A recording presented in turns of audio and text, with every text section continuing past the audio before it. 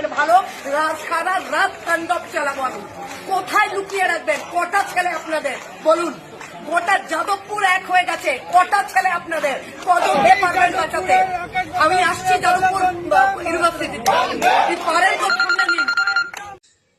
আমি কলকাতার বাইরে এই মাঝরাত্রে এখন খোঁজ নিয়ে জানতে পারছি যে ইঞ্জিনিয়ারিং ফ্যাকাল্টির কিছু ছাত্র তারা নিজেদের মধ্যে সভা করছিল, সেখানে এবিভিপির গুন্ডারা ঢুকে পড়ে প্রভোকেশন তৈরি করার চেষ্টা করে, অশান্তি তৈরি করার চেষ্টা করে।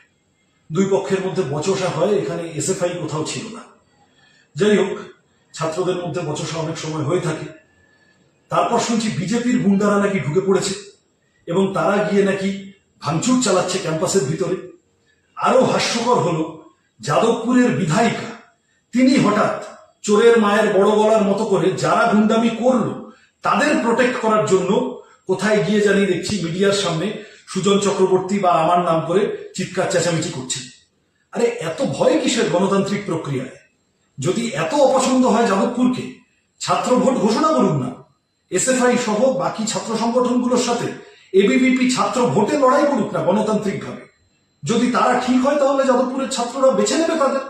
কি অসুবিধা আছে? এই মাঝরাত্রিরে গুন্ডামি করার দরকার কি এত? এগুলো আসলে আপনারা যাদবপুর চত্বরে অস্থিরতা তৈরি করার চেষ্টা করছেন।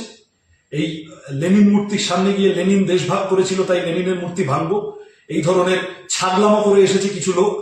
এখন আবার আপনারা ওইখানে গিয়ে লেনিন মূর্তিটাকে ভাঙবেন, ওইখানে একটা অস্থিরতা তৈরি করবেন, ওখানে মানুষের মনে আতঙ্ক তৈরি করবেন।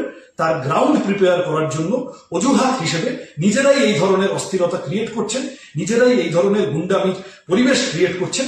যাদবপুরের ছাত্ররা আপনাদের এই পাতা ফাঁদে পা দেবে না। যাদবপুরের মানুষ আপনাদের এই জোর করে গুন্ডামি করার চেষ্টা পছন্দ করবে না।